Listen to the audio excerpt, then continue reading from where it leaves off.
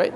We're here today with Dr Patrick Trevidic he's a plastic surgeon in France, and he's also a lecturer at a lot of schools in Europe for medicine and surgery. I'm just going to ask you a few questions about his non-surgical techniques and what makes the industry so great. So Dr Trevidic, can I just ask you, we're talking about regulations in Australia at the moment. There's a lot of things coming up with the medical board with regulating the industry. I know that you don't know about the Australian ones, but can you tell us a little bit about the regulations in the industry in Europe? Oh, we have a strong regulation, and I think it's the same in Australia. So first, the regulation is with the products, because we are just allowed to use the products that are, safe and reliable. So the regulation rules tends to be more and more strict for the company.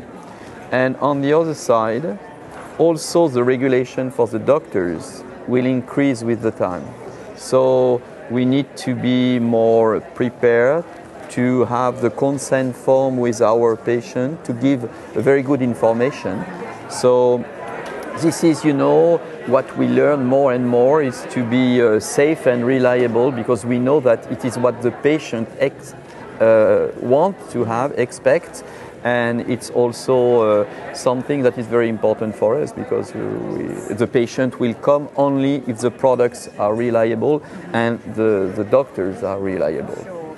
So as a consumer, how can the consumer know that, or is there any questions they should ask to know that they're in the right hands of someone who's going to make sure that all their safety is covered, they know what they're doing, they're not going to inject in the right spot? I always tell my patient, if a surgeon or a doctor say, I'm sure in 100%, so you take your belongings and you go away very fast, So there is, I think, in my point of view, no doctors without any adverse event. But to know where is the good doctors, I think the reputation and what you hear from your relatives or your friends, this is good.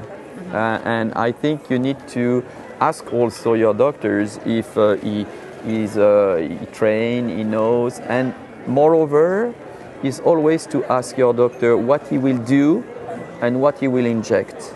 This is very important. And to keep the files of what he has injected, because perhaps it will not be important when you will start to do that, but perhaps for 5 years after, it will be useful to have these files. And I think it's good to know for yourself exactly what you've had done. Yeah, exactly. It's what the plastic surgeons do with breast implant. They always give, the files of the implant for the patient, because we know that they will keep that for 10 years or 12 years or 15 years. So it's very important. Yeah, of course. And do you think we've only just scratched the surface of I've noticed the change in the few years that I've been involved in the industry, just the changes that have happened so quickly. Do you think we've just scratched the surface of what is going to be able to be done in the laser and non-surgical beauty? When we look, at what we do right now, 10 years ago, 15 years ago, we were doing only surgery. And then we discovered, the aesthetic dermatology. And so we moved to this field, and we see that in this field there is a lot of very good things.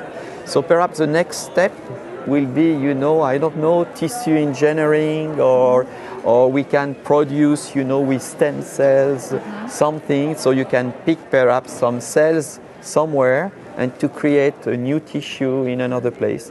But it's like always, the day before the big event, you don't know that the big event will happen. Yes. So perhaps tomorrow, all our work will be, scratched downstairs, because we will discover something, a pill, or a cream. And we will be retired with Mark, we will go on the Gold Coast, together. All right, so thank you so much. Thank you.